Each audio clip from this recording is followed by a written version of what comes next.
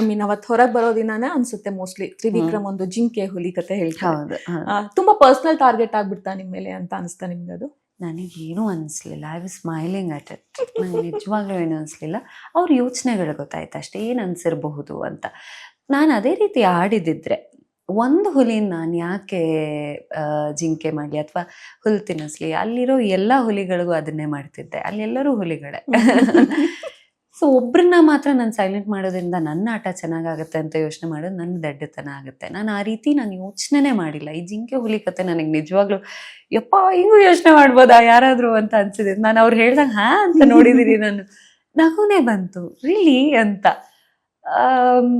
ನಾನು ಆ ಪ್ರಯತ್ನ ಯಾವತ್ತೂ ಮಾಡಿಲ್ದಿರೋ ಕಾರಣ ಅದು ಕಾಣಿಸಿರೋದಕ್ಕೂ ಸಾಧ್ಯ ಇಲ್ಲ ಅಂತ ಸುಮ್ಮನಾಗಿದ್ದೀನಿ. ಆ್ಯಂಡ್ ಹುಲಿ ಹುಲ್ಲು ತಿನ್ನುತ್ತಾ, ನಾನು ತಿನ್ನಿಸಿದ್ರು ತಿನ್ನತ್ತಾ? ಆ್ಯಂಡ್ ಅವ್ರು ಹೇಳುವಂಥ ಹುಲಿ ಬಹಳಷ್ಟು ಎಕ್ಸ್ಪೀರಿಯನ್ಸ್ ಇರುವಂಥ ಹುಲಿ. ಅದು ತಾನೇನು ತಿನ್ನಬೇಕು, ಹೇಗೆ ಆಡಬೇಕು, ಹೇಗೆ ಆಡಬಾರ್ದು, ತಾನೇನು ಅಂತ ಗೊತ್ತಿರೋವಂಥ ಹುಲಿ ಅದು.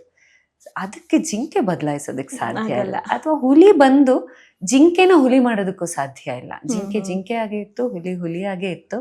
ಜಿಂಕೆ ತನ್ನ ಆಟ ಆಡಿ ಹೊರಗೆ ಬಂದಿದೆ. That's okay. A week before ಅಷ್ಟೇ ಹುಲಿ ಇನ್ನ ಆಡ್ತಾ ಇದೆ.